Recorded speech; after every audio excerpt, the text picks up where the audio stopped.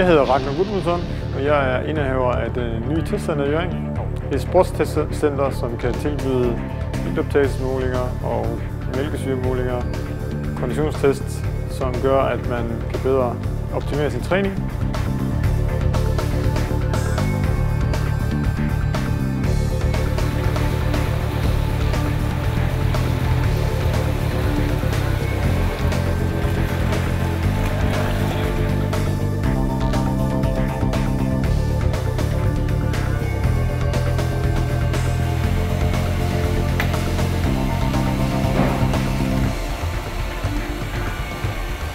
Med den her test så får vi målt din iltoptagelse på de forskellige trin.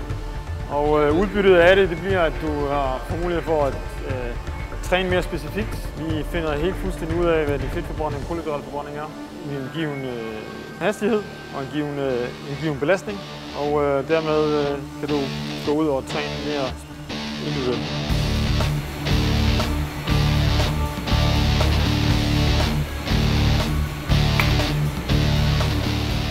Så når du har trænet i et stykke tid, så kommer du selvfølgelig tilbage, og dermed laver vi så en opfølgningstest. Og med den opfølgningstest, så kan vi finde ud af, hvad effektiviteten på din træning har været.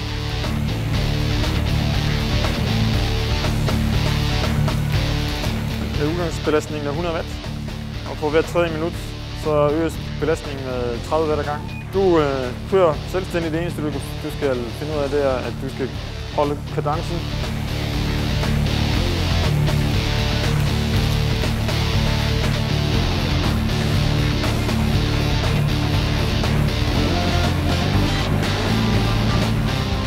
Det her, når man skal teste, så får man det her på i munden.